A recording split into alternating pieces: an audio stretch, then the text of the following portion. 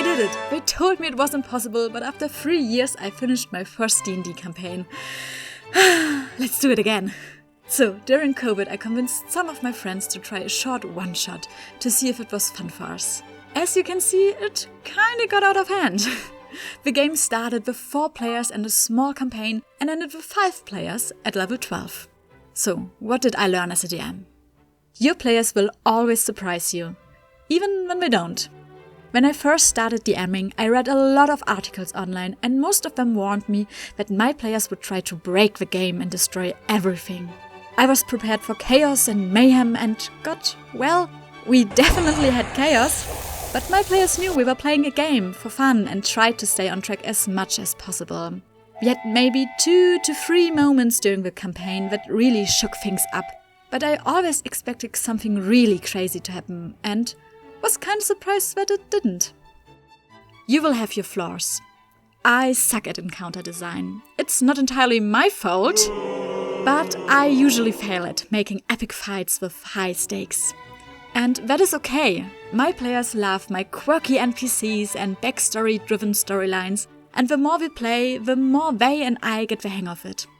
The last few sessions of the campaign stood out more for the emotional connection between the characters and the NPCs, and somebody killed Callista's grandmother, than for the dragon fight. And it was still amazing. Every player is different. Try to give them what they like. Even though combat wasn't the most tactical challenge in the game, that doesn't mean our group didn't have lots of variety. Some players enjoyed role-playing while others got the most enjoyment from exploring a dungeon.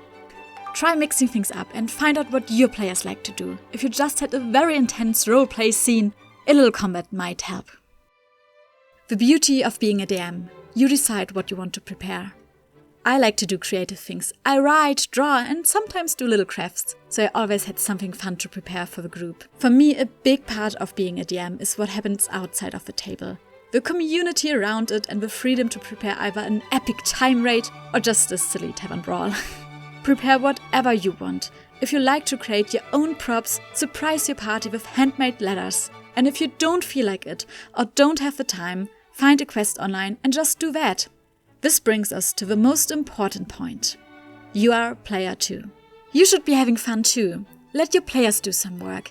You don't have to juggle all that on your own. This is about having fun, doing something you can enjoy with your friends and family. If it starts to feel like a chore, take a break. Let someone else run the game, or just have a nice board game night. Also make sure you are having fun while you play. Do you like being a giant frog with a god complex? Put him in the story. Love a book that no one else in your party has read? Steal from it. Until session 50, none of my players knew of Critical Role. It was amazing.